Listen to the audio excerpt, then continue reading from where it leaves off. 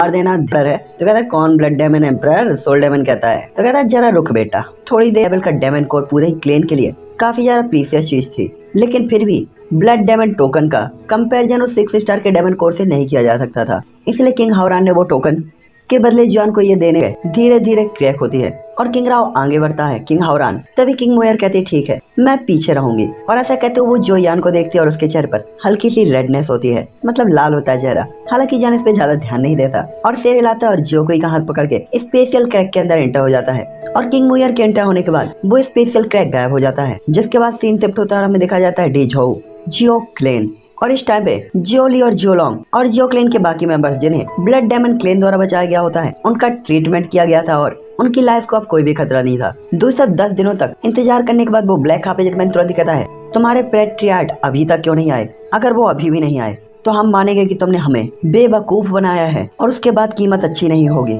और इस टाइम पे उस हार्पेड मैन के पीछे सोल डेमन्स और इमोजियो सेक्ट के काफी सारे लोग होते हैं। तभी ब्लड डेमन सेक्ट का एल्डर कोई भी एक्शन नहीं लेता, उसकी आंखें बंद होती हैं और वो शांति से बैठा हुआ होता है। तभी अचानक जियो क्लेन के ऊपर एक जोरदार हंसी की आवाज आती है, हो सोल डेमन क्लेन, और स्पेस ओपन होता है और धीरे धीरे 4 फिगर्स वहाँ से अपीयर होती हैं, जिनका ऑरा काफी ज्यादा पावरफुल होता है और ये हंसने वाला पर्सन किंग हावरान होता है। तभी हार्पेड मैन तुरंत ही मन ही मन हंसते हुए कहता है किंग हावरान तो तुम यहाँ आ ही गए। हालांकि वो तुरंत ही अपने ईगोफुल बिहेवियर को साइड में रखते हुए फुल्ली रिस्पेक्टेड तरीके से किंग हावरान को प्रणाम करता है और कहता है तो आखिरकार मैं किंग हावरान पैट्रियट से मिल ही लिया। तभी वो 4 फिगर्स धीरे धीरे जमीन में उतरती हैं और जैसे ही जो क्लेन पे उतरती है वो तुरंत ही जो क्लेन के सेंटर की तरफ भागती है, क्योंकि वो अपने ग्रैंडफादर को लेकर काफी ज्यादा टेंशन में थी और वो एल्डर जियोली को देखने के लिए और भी ज्यादा वेट नहीं कर सकती थी। जिसके बाद किंग हावरान हार्पेड मैन को देखते हुए कहता है इसे भूल जाओ, मैं तुम्हारा पीछा नहीं करूंगा, जाओ और याद रखना मुझे और इन्हें फिर से परेशान करने की हिम्मत मत करना और मेरी बात को हल्के में मत लेना। और ऐसा कहते हुए किंग हावरान अपने हाथ को स्लैश करता है और उसके हाथ में स्कारलेट रेड लाइट कंडेंस हो जाती है और ब्लड डेमन ऑर्डर दिखाई देता है, जिसके अंदर ब्लड एनर्जी धीरे धीरे साइन होती है और एक पावरफुल स्ट्रॉन्ग ऑरा जनरेट होता है और लिख के आते हैं 3 वर्ड ब्लड डेमन ऑर्डर।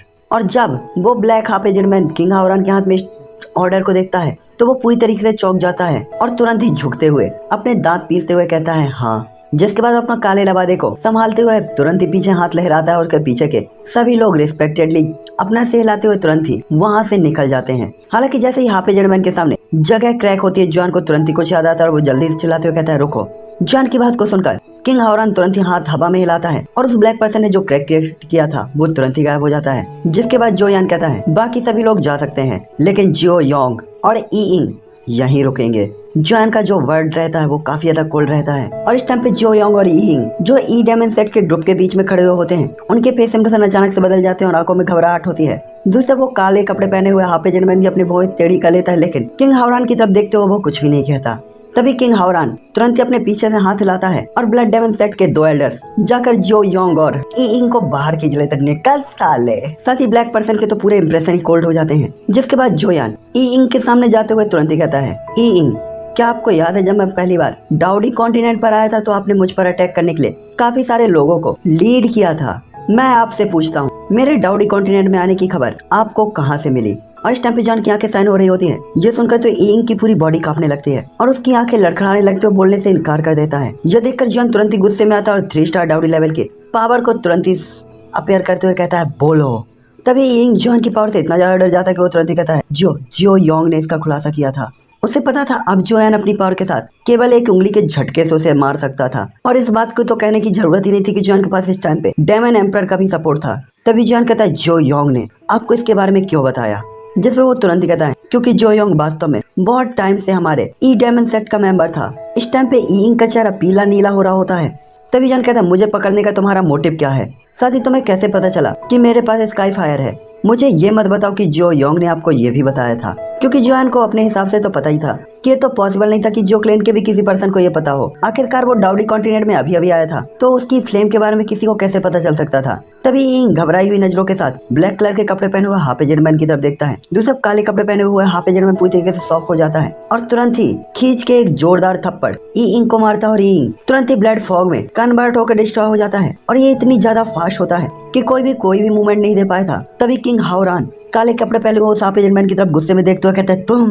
वो देखकर हार्पेड मैन तुरंत ही किंग हावरान को देखता है और कांपते हुए कहता है ये इस तरीके के इंसान को जिंदा रहने का कोई हक नहीं। तभी जोयान गुस्से में काले कपड़े वाले हाफ एजेड मैन को देखता है और इसके बाद उसकी नजर जो योंग पर पड़ती है। दूसरी तरफ ई इंग को ब्लड फॉग में उड़ता हुआ देखकर तो जो योंग के पैर ढीले पड़ गए होते हैं और वो काले कपड़े वाले हाफ एजेड मैन से काफी डर रहा होता है। दूसरी तरफ इस टाइम पे जियोली जो कोई के सपोर्ट से यहाँ पे आते हैं और जो लोंग बूटियान और बाकी के एल्डर्स के सपोर्ट से, जिसके बाद जॉन कहता है जो योंग आपको क्या कहना है, और जो यान का क्लेन टैटू तुरंत ही जोयान के सिर पे दिखाई देता है और एक पावरफुल ऑरा तुरंत ही जो योंग को लपेट लेता है, जिससे उसकी बॉडी में काफी ज्यादा पेन होने लगता है। ये सुनकर जो योंग तुरंत ही डरते हुए कहता मुझे मत मारो, मैं अपनी स्काई फायर तुम्हें दे दूंगा, मुझे प्लीज मत मारो। इस टाइम पे जो योंग जो यान की इनविजिबल पावर से बंधा हुआ काफी ज्यादा पेन फील कर रहा होता है और उसकी घुटन हो रही होती है बॉडी में, जिसके बाद वो जो बूटियान को काफी उम्मीद से देखता है। तो जो बूटियान जो योंग को देखते और गुस्से में चिल्लाते हुए कहते हैं फैमिली को धोखा देना, दूसरों के लिए जासूस बनना, तुम्हें जिंदा रहने का कोई हक नहीं।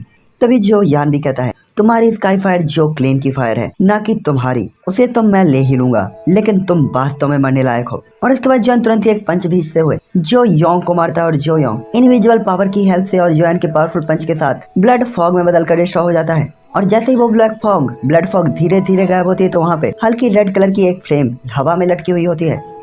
तभी जॉन अपने सामने लटकी हुई इस स्कारलेट रेड फ्लेम को देखता है तो उसकी आंखें साइन होती हैं। तभी एल्डर जोली कहते हैं जो यान आपको इस स्काई फायर को ले लेना चाहिए और इसे अर्थ एक्सप्लोसिव स्काई फायर कहा जाता है, जो कि हेवनली रैंकिंग में या कि स्काई फायर रैंकिंग में 23 रैंक पर है और इसे आपके परिवार को बचाने के योगदान के तौर पर इनाम समझा जा सकता है।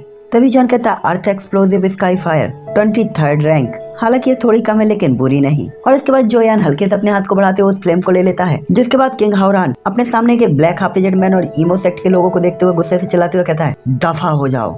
ये देखकर सभी लोग यहाँ से तुरंत ही निकल लेते हैं। हालांकि इन लोगों के चले जाने के बाद जोली किंग हावरान और ब्लड डेमन क्लेन के लोगों को जो क्लेन के अंदर ले आते हैं और इसके बाद जोली तुरंत ही किंग हावरान को ग्रीट करते हुए झुकते हैं और कहते हैं आपकी काइंडनेस के लिए बहुत बहुत धन्यवाद सीनियर। तभी किंग हावरान जोली की झुकी हुई फिगर को देखकर तुरंत ही आगे बढ़कर उसे सपोर्ट करते हैं और कहते हैं पोलाइड होना ठीक है, फिर भी आपको ऐसा करने की कोई जरूरत नहीं। मुझे लगता है कि मुझे चीजों को पहले से ही सुधारने की जरूरत है। मैं उम्मीद करता हूँ कि अगली बार सोल डेमन ऐसा कुछ भी करने की हिम्मत नहीं करेंगे। इस टाइम पे उन्हें पता था कि जो क्लेन पहले से ही डरा हुआ है, इसीलिए वो और ज्यादा यहाँ पे प्रेशर क्रिएट नहीं कर सकते थे। तभी उन्हें ग्रीट करने के बाद जोली तुरंत ही खड़े होते हैं और किंग हावरान की तरफ देखते हुए कहते हैं डेमन एम्परर क्या हम बात करने के लिए हॉल में चल सकते हैं। तभी किंग हावरान तुरंत ही कहते हैं इसके लिए परेशान होने की जरूरत नहीं है, अब जियो क्लेन की सिचुएशन शांत हो चुकी है और मुझे भी अभी भी बहुत कुछ करना है, इसीलिए मुझे डर है कि मैं यहाँ पे और वक्त तक नहीं ठहर पाऊंगा।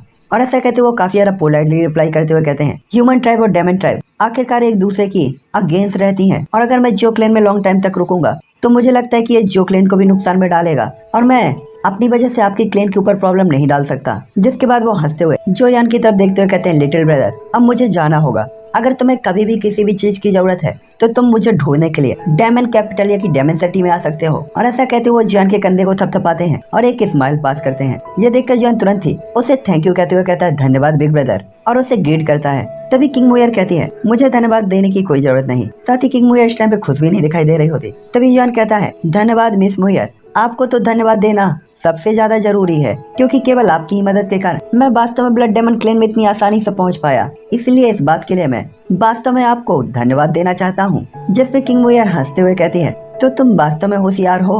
और किंग मुयर के बिहेवियर को जोयान के सामने इतना पोलाइट होता हुआ देखकर जोली काफी ज्यादा हैरान होते और दूसरी तरफ जो कोई वो तो पूरी तरीके से दिल में आग लग जाती है भाई, पूरी तरीके से हैरान। तभी किंग हावरान तुरंत ही कहते हैं ठीक है चलो अब चलते हैं। और ऐसा कहते हो किंग मुयर को अपने साथ अंदर ले जाते हैं और वहाँ एक क्रैक क्रिएट होता है। तभी किंग मुयर उस क्रैक के अंदर एंटर होने से पहले जो यान की तरफ देखती है और इसके बाद प्राउडफुल फेस इंप्रेशन के साथ वो अंदर चली जाती है। जिसके बाद जोयान किंग हावरान और बाकी लोगों को यहाँ से जाते हुए देखता है तो इसके बाद थोड़ा सा रिलैक्स फील करता है कि आखिरकार जो क्लेन की जो संकट थी वो दूर हुई। जिसके बाद जोयान मुड़कर जोली की तरफ देखता है तो उसके दिल में काफी ज्यादा ग्रेटफुलनेस होती है क्योंकि जोली और जियो लॉन्ग की स्ट्रेटेजी के कारण वो बच पाया था, वरना सोल डैमेज उसे पहले ही पकड़ लेते। जिसके बाद जोयान कहता है एंसेस्टर और इस टाइम पे जॉन काफी ज्यादा इमोशनल होता है और इसके बाद जॉन तुरंत ही जोली के पास जाकर पूरी तरीके से उनके सामने घुटनों के बल बैठ जाता है। इस टाइम पे इतने अच्छे एंसेस्टर को देखते हुए जोयान पहले ही खुद को पूरी तरीके से जियो क्लेन का मेंबर मान चुका होता है और ये जियो क्लेन उसके लिए उसके जियो क्लेन जैसा ही था। तभी जियो यान को घुटने टेकते हुए देखकर जोली तुरंत ही आगे बढ़ते हैं और उसे तुरंत ही उठा लेते हैं और इसके बाद वो कहते हैं तुम सेफ हो, ये सबसे ज्यादा अच्छी बात है। और उसके बाद वो जुआन को पकड़ते हैं जो कि बस घुटने टेकने ही वाला था। साथ ही वो अभी भी चलने में थोड़ी सा प्रॉब्लम फील कर रहे होते हैं। दूसरी जो वुटियान वो भी अपने दिल में काफी ज्यादा उदास होता है कि कैसे अपनी छोटी सी सेल्फिश डिजायर के लिए उसने पूरे ही फैमिली को खतरे में डाल दिया था, इसलिए उसे काफी ज्यादा शर्म भी फील हो रही होती है। तभी जो वुटियान आगे बढ़ता और तुरंत ही एल्डर जोली जो लॉन्ग की तरफ देखते हुए कहता है, छोटे साथी मुझे नहीं पता कि मुझे क्या कहना चाहिए, शायद इसमें मेरी भी गलती है, आप मेरे साथ क्यों नहीं आते, हो सकता है कि मैं शायद आपकी कोई मदद कर पाऊँ। और इसके बाद वो तुरंत ही एल्डर जोली की तरफ देखते हुए कहता है, सेकंड एल्डर वास्तव में मुझे अपने आप पे शर्म आ रही है। और ऐसा कहते हुए जो वुटियान आखिरकार अपने दिल के बोझ को कुछ कम करता है। ये देखकर जुआन जल्दी से खुद को उठाते हुए काफी ज्यादा रिस्पेक्टेडली जो वुटियान की तरफ देखते हुए कहता है, फोर्थ एल्डर काफी ज्यादा सीरियस है। और वो तुरंत ही उन्हें पकड़ता है। भला जुआन फोर्थ एल्डर वो भी जो फैमिली के मेंबर थे और उसके एंसेस्टर थे, वो उनसे ऐसी बातों की एक्सेप्ट करने की हिम्मत कैसे कर सकता था। इसलिए वो तुरंत ही कहता है, ये सब अब खत्म हो गया है। और वैसे ही फोर्थ एल्डर आपको जियो योंग ने धोखा दिया था, इसीलिए खुद को दोष देना गलत बात है। दूसरा एल्डर जियोली भी इस टाइम पे काफी अच्छे मूड में होते हैं, इसलिए वो स्माइल करते हुए कहते हैं, हाँ हाँ ठीक है, अब ये सब खत्म हो गया, तो इन बातों को यही छोड़ दो। हालांकि तभी जो यान के बगल में बैठती है, खड़ी होती है और इसके बाद तुरंत ही जियोली की तरफ जाते हुए उनके कान में कुछ फुसफुसाते हुए कहती है, ग्रैंडफादर जो यान को आपको ग्रीट करने दो, वरना वो काफी ज्यादा हेल्पलेस फील करेगा। और इतना कहने के बाद वो जो यान का हाथ पकड़ती है और तुरंत ही दोनों लोग जो ली के सामने घुटने टेक देते हैं। साथ ही इस टाइम पे वो बताती है कि जो यान कितना ज्यादा टेंशन में था जो क्लेन को लेकर। आखिरकार जो क्लेन में जब ये डिजास्टर आया तो अनग्रेड डिसेबलों ने जो यान को यहाँ से भागने में मदद करने के लिए अपने आप को काफी ज्यादा इंजर्ड करवा लिया था और काफी लोग की जान गई थी। और उनके लिए जॉन हमेशा ही टेंशन में था। और भले ही जॉन ने कुछ भी नहीं कहा था, लेकिन जो कोई ने जो यान के साथ रहते हुए इसे पूरी तरीके से फील किया था। और अगर यहाँ पे जॉन वास्तव में घुटने नहीं टेकता और उन्हें ग्रीड नहीं करता तो जॉन अपने दिल में अपने आप को कभी माफ नहीं कर पाता। तभी जियोली जोयान और जियोकुई को झुका हुआ देखकर जियो लॉन्ग की तरफ देखते हैं तो जियो लॉन्ग और उनके दोनों के चेहरे पे हल्का सा खून के निशान थे, लेकिन वो ग्रेटफुल तरीके से इस्तेमाल करते हैं और एक ही टाइम पे हंसते हैं, क्योंकि जियोकुई की इस तरीके की हरकत से पता चल गया था कि उसने जोयान की वाइफ के तौर पर अपने आप को एक्सेप्ट कर लिया है। तभी जियोली के सामने ग्रीट करने के बाद जोयान जियोकुई का हाथ खींचता है और उठाकर एल्डर जियो लॉन्ग की तरफ चला जाता है। और इसके बाद वो दोनों लोग झुककर जियो लॉन्ग को ग्रीट करते हैं। तभी जो लोग जल्दी से उन दोनों को उठने में मदद करते हैं और तुरंत ही काफी ज्यादा खुश होते हैं। जिसके बाद जोयान और जोकुई तुरंत ही खड़े होते हुए क्लेन के सभी लोगों की तरफ देखते हुए उन्हें तुरंत ही जोक कर ग्रीड करते हैं।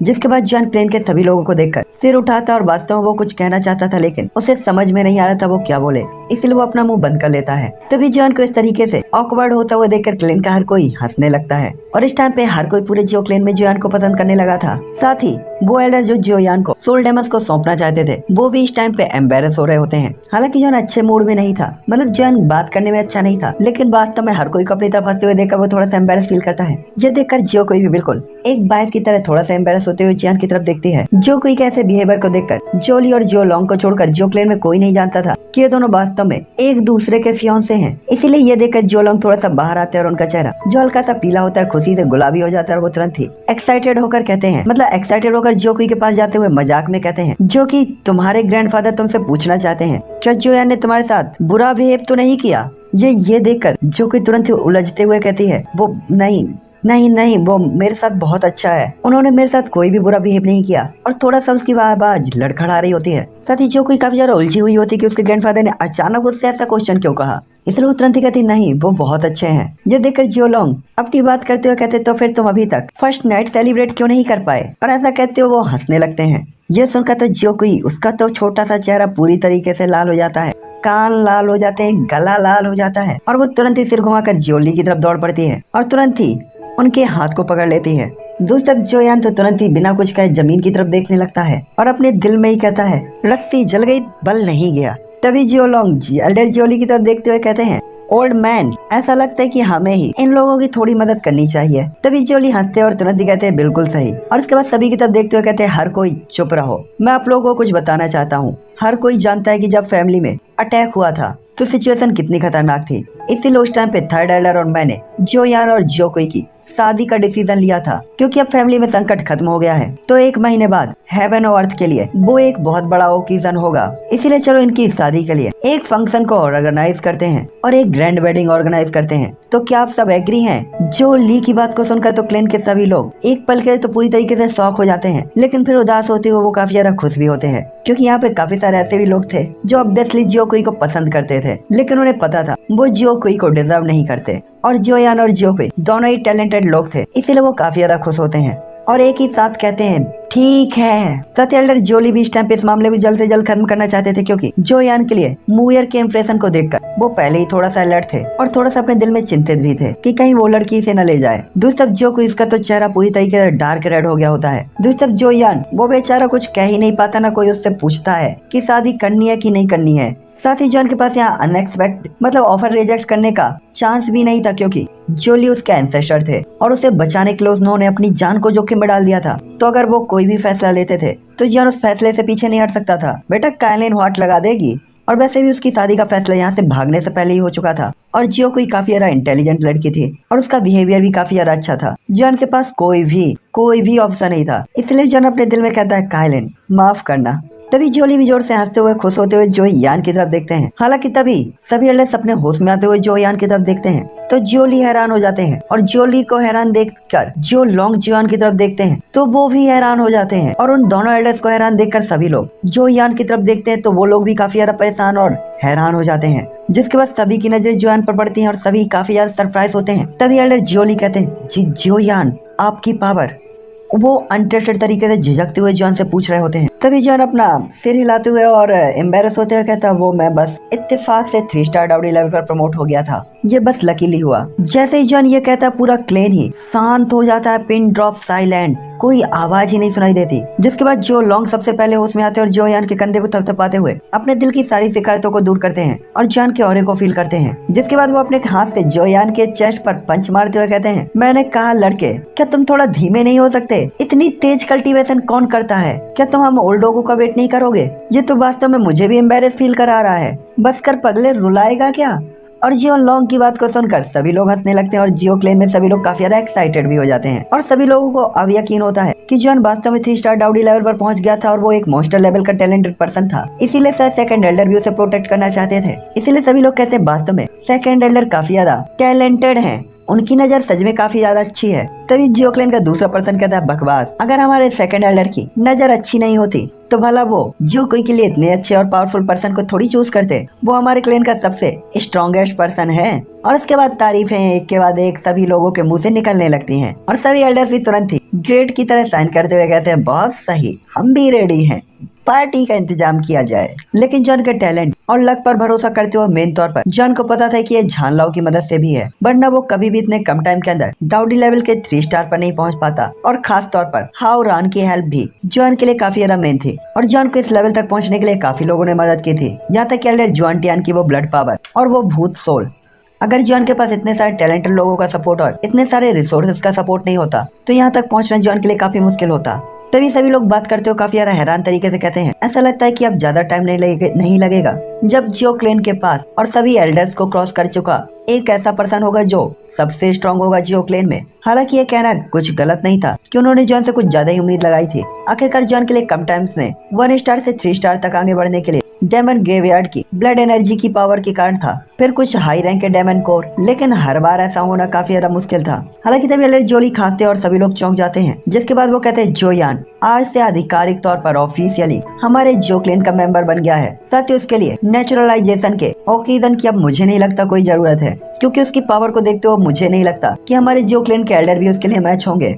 साथ ही एल्डर्स की जोली की बात को सुनकर किसी भी एल्डर को भी कोई आपत्ति नहीं थी, इसीलिए सभी एल्डर्स एक दूसरे की तरफ देखते हुए तुरंत ही अपना सिर हिला देते हैं, क्योंकि जॉन की पावर तो एल्डर्स से भी पावरफुल हो चुकी थी। साथ ही डाउडी कॉन्टिनेंट के अंदर जोयान के प्रदर्शन ने उन्हें हैरान भी कर दिया था, इसलिए यहाँ तो सभी एल्डर्स जोयान के दीवाने हो चुके थे और वो नहीं चाहते थे कि जोयान को कोई अन्य क्लेन अपने अंदर शामिल कर ले, इसलिए वो जल्द से जल्द जोयान को अपने क्लेन में शामिल करना चाहते थे। तभी जियो बूटियान एल्डर जोली की तरफ खड़े होते हुए कहते हैं अब क्योंकि जोयान क्लेन का मेंबर बन चुका है तो मेरे जो फैमिली के रूल्स के अकॉर्डिंग सभी 3 स्टार डाउडी लेवल के ऊपर के लोगों को एल्डर के तौर पर एक्सेप्ट किया जाता है। तो मुझे लगता है कि मेरे जो क्लेन में जोयान को एक नया एल्डर होना चाहिए।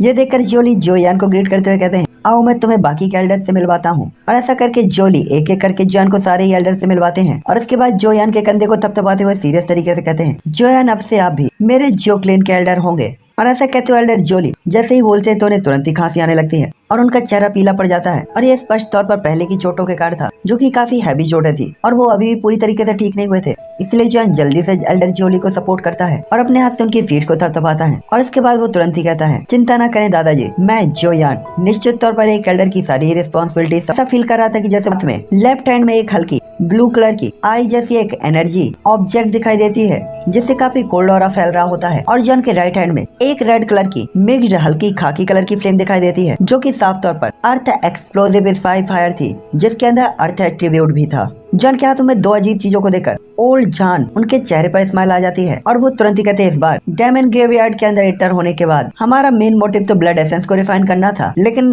वास्तव में जॉन को न केवल 5th रैंक का घोस्ट जो यू मिंगलिंग मिल गया था बल्कि ब्लड डेमन एम्पर द्वारा युआन मू कुलडोन भी दिया गया था जो कि जो यान के लिए काफी हेल्पफुल था। और साथ ही साथ पिल फॉर्मूलों का ढेर भी जॉन को मिला था। साथ ही ब्लड डेमन क्लेन से जॉन ने स्पिरिट स्किल भी प्राप्त किया था और वहीं की हेल्प से जोयान 3 स्टार डाउडी लेवल पर भी ब्रेक थ्रू कर पाया था। साथ ही जो क्लेन में लौटने के बाद उसे स्काई फायर भी मिल गई थी। हालांकि ये केवल 23 रैंक की थी पर अभी भी 3 सरप्राइजेस में से एक थी। जिसके बाद जान लाओ तुरंत ही कहते हैं इस घोस्ट की पावर को आप अभी भी अब्सॉर्ब नहीं कर सकते क्योंकि इसकी एनर्जी ऐसी चीज नहीं है जिससे आपकी प्रेजेंट टाइम की बॉडी बर्दाश्त कर सके।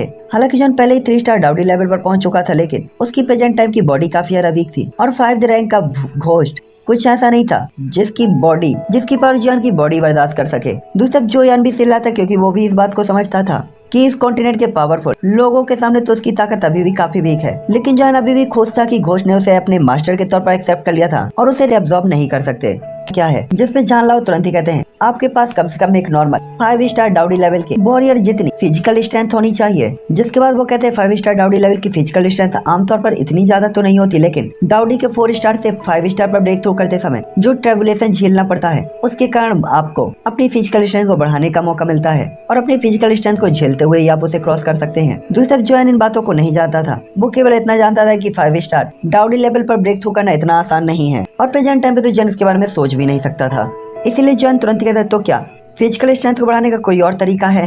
ये सुनकर ओल्ड जॉन तुरंत ही बोझ चढ़ाते हुए हेल्पलेस तरीके से हाथ हिलाते और कहते हैं अब मुझे पहले जो पता चला वो ये है कि आप अपनी फ्लेम बर्निंग बॉडी का काफी ज्यादा कल्टीवेशन करते हैं यानी प्रैक्टिस करते हैं लेकिन आप इसे बहुत ज्यादा फास्ट नहीं कर पाएंगे और मुझे डर है कि जब तक आप 5 स्टार डाउडी तक नहीं पहुंच जाते तब तक हमें इंतजार करना होगा। ये सुनकर जॉन हेल्पलेस होकर उदास होता है और सीधा ही गोल्डन टावर के सेंटर में चला जाता है जहाँ लॉन्गी की गोल्डन फिगर क्रॉस लेग करके बैठी हुई होती है लेकिन इसका ऑरा अभी भी काफी ज्यादा वीक था। जिसके बाद जॉन वहीं पे क्रैश लेग करके किनारे बैठ जाता है और धीरे धीरे अर्थ एक्सप्लोसिव स्काई फायर को अब्सॉर्ब करने लगता है और उससे बॉडी के अंदर एंटर करते हुए जॉन अपने फ्लेम मंत्रा की हेल्प से सर्कुलेट करने लगता है और इसके बाद ये पावर जॉन की बॉडी में एक अलग ही तरीके से वर्क करने लगती है और ये फ्लेम जोयान के कुछ ही देर बाद ये फ्लेम जॉन के सेंटर में घूमने लगती है और जॉन को पूरी तरीके से कवर कर लेती है और उसके बहुत देर बाद जॉन की आंखें धीरे धीरे ओपन होती हैं। जिसके बाद जॉन थोड़ी सी सांस लेते हुए अपने हाथ को फ्लिप करता है और उसके हाथ में अर्थ एक्सप्लोसिव फायर दिखाई देती है। हालांकि जोयान के पास कायोस होली फ्लेम थी इसलिए जोयान को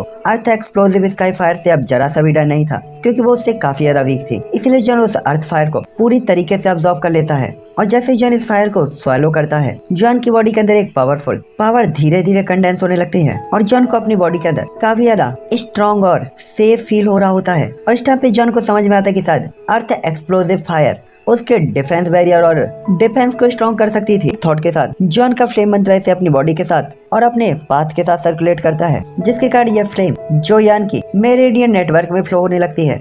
लेकिन इस टाइम पे जोयान की मेरिडियंस क्या सोली फ्लेम से प्रोटेक्टेड थी इसीलिए अर्थ फ्लेम फायर के जॉन के मेरिडियन से सर्कुलेट होते हुए इनसे जरा सा भी नुकसान नहीं हो रहा होता। दूसरी तरफ कायोसोली फ्लेम के बीच से जब अर्थ एक्सप्लोसिव फायर जोयान की बॉडी में सर्कुलेट होती है तो वो फ्लेम काफी ज्यादा घबराई हुई होती है और तुरंत यहाँ पे संघर्ष करना स्टार्ट कर देती है और एक बार फिर वाइल्ड एनर्जी जनरेट होती है जिससे जॉन को मेरिडियन में काफी ज्यादा पेन होने लगता है जिससे जॉन की भुएं सिकुड़ जाती है और जॉन के एक थॉट के साथ कायोसोली फ्लेम तुरंत ही अर्थ एक्सप्लोसिव फायर के ऊपर अटैक कर देती है। इसलिए कायोसोली फ्लेम के सामने देखकर अर्थ एक्सप्लोसिव फायर चुपचाप जॉन की बॉडी के अंदर वापस से सर्कुलेट होने लगती है और पूरी तरीके से शांत हो जाती है। साथ ही इस टाइम पे वो फ्लेम जॉन की बातों को भी मानने लगी होती है। जिसके बाद जोयान जिसकी बॉडी पे हल्की सी येलो कलर की लाइंस क्रिएट हो चुकी होती हैं उसके अंदर अब हल्की सी रेड कलर की लाइन को भी देखा जा सकता था। साथ ही कायोसोली फ्लेम और फ्लेम मंत्र के कारण जॉन ने काफी आसानी से स्काई फायर को अब्सॉर्ब कर लिया होता है और कुछ ही मिनटों के अंदर अर्थ एक्सप्लोसिव स्काई फायर की एनर्जी बिना किसी निशान के गायब हो गई होती है और जॉन के कंट्रोल में आ गई होती है। साथ ही जोयान को पता था अगर उसके पास कायोसोली फ्लेम और फ्लेम मंत्र नहीं होते तो उसके लिए ऐसा करना इम्पॉसिबल या कि बहुत ज्यादा कठिन होता। आखिरकार स्काई फायर को सॉलो करना हेवनली फ्लेम को सॉलो करने जितना आसान नहीं था। हालांकि जैसे ही जॉन की मेरिडियंस और येलो कलर की वेन्स में ये रेड कलर की एनर्जी अर्थ एक्सप्लोसिव फायर की एनर्जी बढ़ती है, तो जॉन की बॉडी में जैसे ये एनर्जी फैलती है तो जॉयान को एक पहाड़ जैसे हार्डनेस का फील होता है अपनी बॉडी के अंदर, जैसे उसकी हर एक मेरिडियन और बॉडी काफी ज्यादा स्ट्रॉन्ग हो गई हो। साथ ही इसके कारण जॉन की बॉडी थोड़ी थोड़ी बदलती है और जॉन की स्किन काफी ज्यादा चिकनी हो जाती है। जिसके बाद जॉन कहता है ये बॉडी मुझे नहीं पता पहले से ये कितनी ज्यादा स्ट्रॉन्ग है, लेकिन जॉन काफी सेटिस्फाइड होता है। जिसके बाद जॉन कहता है चलो ठीक है, अब तुम्हें रिफाइन करके मिक्स करने की बारी है।